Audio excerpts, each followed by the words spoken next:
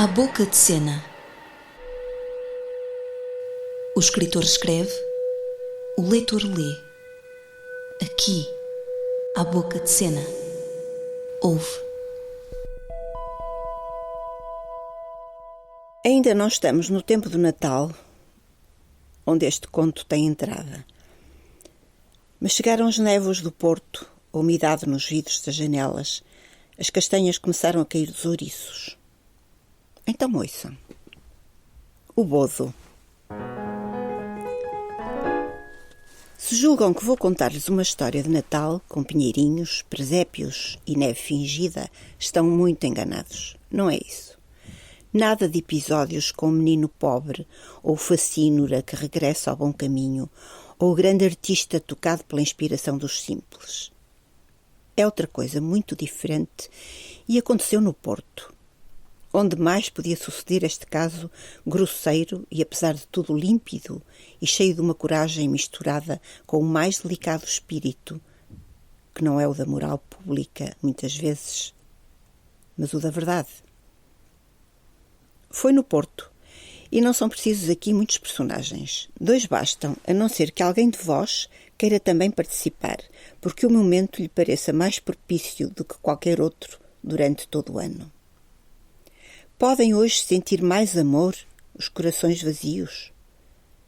Podem hoje notar melhor a sua ausência nos lugares sombrios, aqueles que sempre deram uma larga volta para os evitar? É possível. E eu não o quero negar. Vou só contar uma pequena história e, apenas por hoje, em honra do Salvador do mundo, eu prometo-vos que ela será breve e que terá só 2 personagens. A manhã era de sol e fria. Não sabem como é este sol da beira-rio pálido e que mergulha nas águas como alumínio, ficando elas iluminadas só na superfície. E parece que anda à luz na flor das águas, pálida e desligada. As árvores sacudiam a última folha que caía nos trilhos e que caía no rio. Uma mulher que trazia vestido um casacão amarelo, novo, com lapelas de alfaiate muito batidas, apanhou do chão 2 papéis e ficou a decifrar o que eles diziam com essa curiosidade mole que atenua um ato demasiado flagrante. Olhou para a esquerda, depois para a direita e, com um sorriso vexado, meteu no bolso os papéis. Eram senhas para a distribuição de géneros de um bodo de Natal. Esta mulher não era pobre. Vivia de uma reforma da Carris e fazia recados levando o correio de Matosinhos para a batalha, ofício que estava praticamente desaparecido. Essas estafetas que transportavam as cartas numa saquinha de pano, todas as manhãs, já se resumiam a emprego de tolerância e não seriam substituídas por outras. Entretanto, elas eram os correios de outro correio e viajavam de uma ponta à outra da cidade, palrando com os guarda-freios.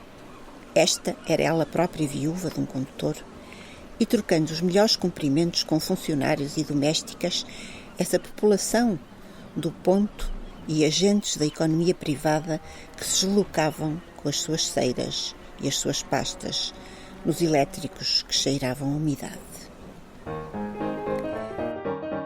Esta mulher tinha um amigo a quem chamava ele, enquanto para se referir ao marido defunto sempre dizia o meu. Quem a ouvia não punha jamais em dúvida a espécie de sentimentos que se filtravam por aquelas 2 palavras, e os olhos tomavam um discreto véu que não era benevolente, nem tão pouco acusador. Sabiam que a vida de cada um é regida por uma tríplice cadeia, a da consciência, a do público e a das relações humanas propriamente ditas. A esta ligavam muita importância e não havia briga, luto ou alegria em que não estivesse esse olhar atento que reprimia tanto a piedade fácil como a injúria demasiado ativa.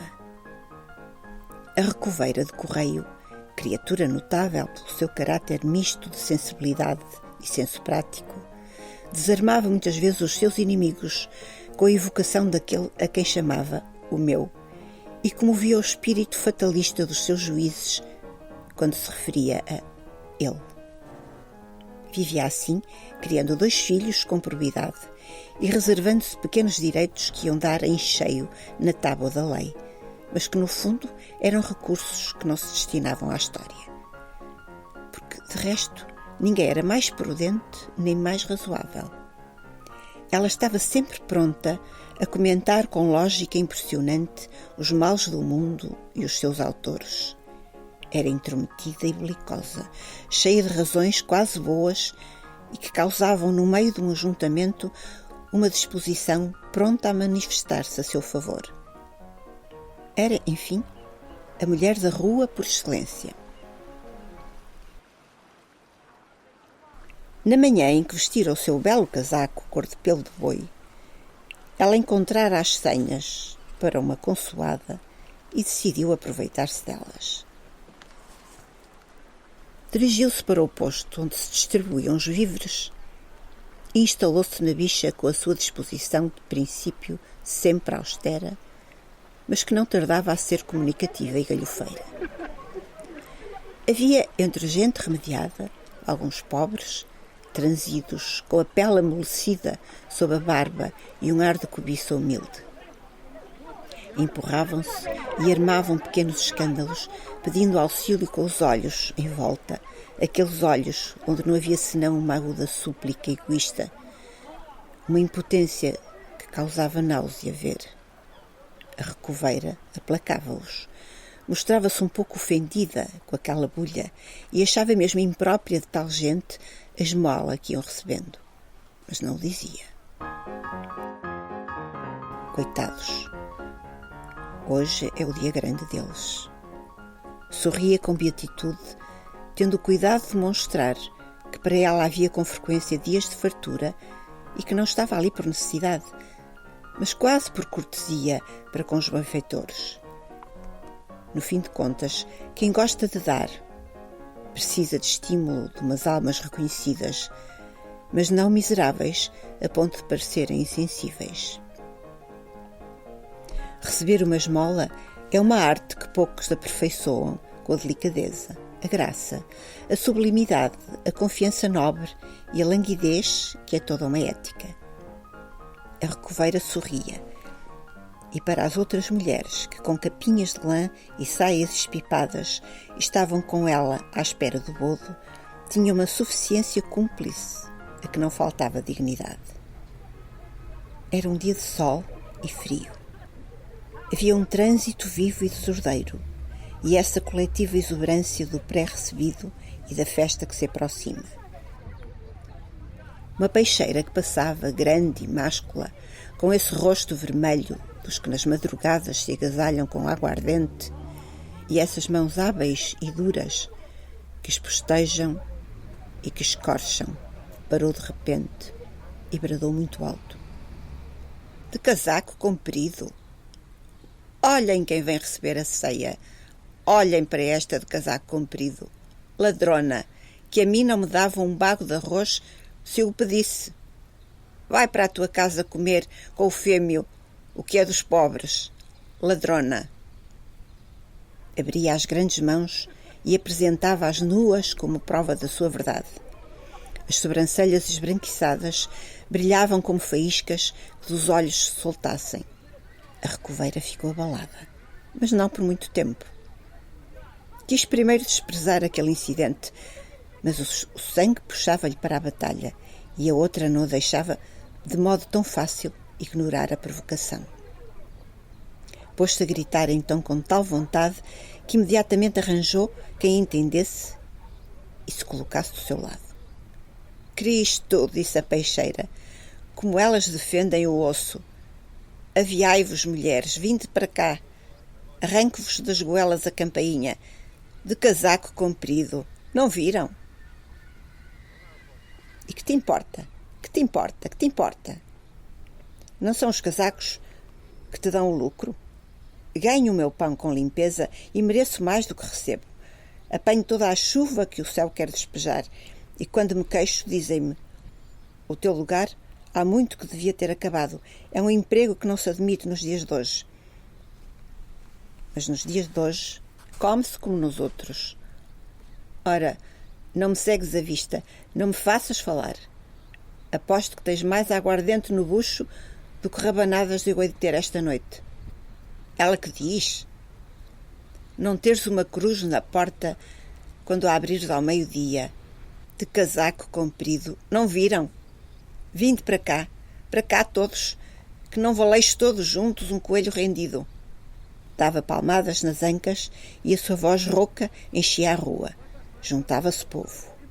Um vendedor de castanhas, cujo fogão de lata espalhava no ar rolos de fumo perfumado, apregoava tranquilamente e contava na palma da mão os tostões recebidos. Ladrona, que o azeite e as batatas te deem no coração. Vamos, que isto cheira... Tão rapidamente como viera, ela desapareceu com a sua pequena canastra com peixe ensanguentado. Fez-se um certo frio. Agora que a luta se apagara, sem ficar decidida, e a recoveira, com as senhas do bodo na mão, ofegante e chorosa, dizia ainda: se eu não fosse pobre, não estava aqui. Pobres são os ratos. Eles roubam, porque não sabem pedir. Alguém proferiu palavras que a tranquilizaram.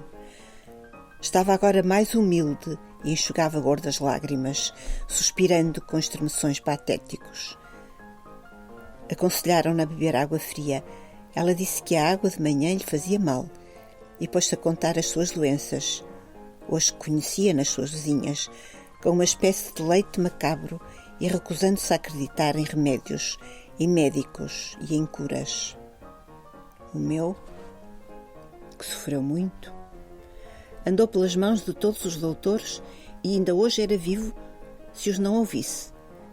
A sua conversa era jactaciosa e mesquinha, mas o que era extraordinário era a mistificação que em toda ela se percebia, porque aqueles conceitos eram aparência e, no fundo, havia um sentido de indiferença por tudo quanto era dito. Por isso é que ela atraía tanto. Um homem que estava ao volante do seu automóvel e que presenciara toda a escaramuça, disse para ele próprio: talvez eu não tenha nada com isso, mas penso que... Ele não tinha nada com isto, de facto. Eram apenas dois os personagens que estavam previstos nesta história. A não ser que... Sim, a não ser... Mas não.